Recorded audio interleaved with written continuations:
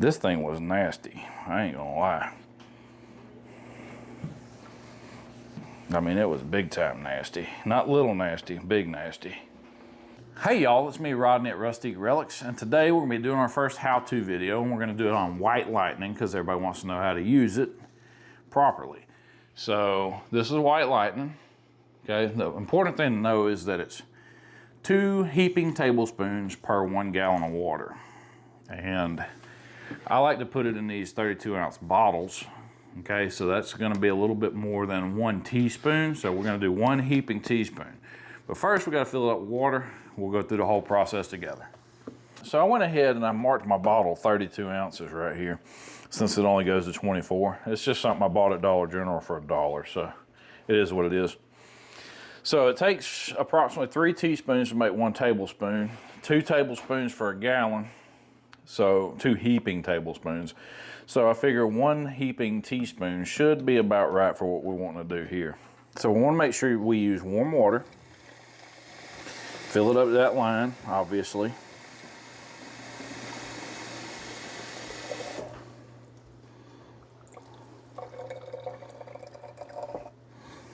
Okay guys, so we got our water, our hot water in, or warm water in there, my bad. And I got this little bitty funnel. We're gonna go 1 heaping teaspoon. All right. Make sure you wear gloves with this stuff. I don't know if it'll burn your hands or not, but the label does say wear gloves. So we're gonna go with that. And then you just pour it in there. I'm gonna do a little bit more because that wasn't quite a heaping teaspoon. And that's pretty much it. Now we're gonna put the lid back on it. We're gonna shake it up after we get all that out. Super easy. Put the lid, put the top back on it, and shake it up. And like I said, you want to use warm water. That way it dissolves everything. Okay, so we have our furniture piece sitting up here, guys. And now we're gonna spray the white lightning cleaner. And it's the same thing for Pristine Clean. Just want to lightly spray it over the piece, all right? And then we're gonna wipe it off, or scrub it down with our brush. Now you can put this in a bucket and do the same thing. That's what Missy likes to do. I like to put it in a spray bottle. That's just 2 different ways of doing it. It doesn't smell particularly well, but it's not overbearing. And this just removes all it cuts through the other finishes and stuff and gets rid of the dirt. And you know, Howard's Restore Finish product, stuff like that. This will get it off. And you can see already on the counter right here where the dirtiness is just coming right off. So that's really good. That's what we're wanting. That's why we use the white lightning. So I'm gonna hurry up and finish this piece. I'll show you how to rinse it off.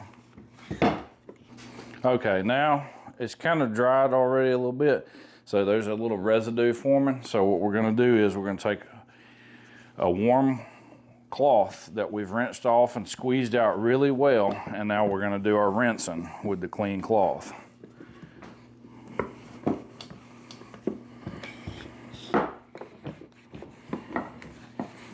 Because it leaves behind this kind of like white, clean residue like soap would. If you were to use soap on something, how it leaves that film behind.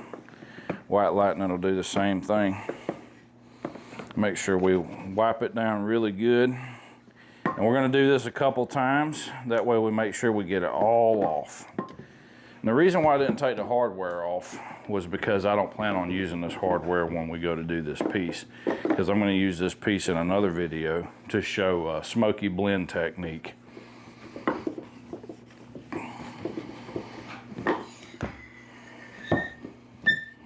I'll be back. All right, we're coming in for our final wipe down. Just make sure that we get all the white lightning off, because we don't want to be painting anywhere where there's the white lightning residue still at, or it won't stick. It'll come off too easy. This box is gonna need some TLC before I even get to actually doing it. I got to replace the hinges on the back here because these are coming off. This was something somebody handmade.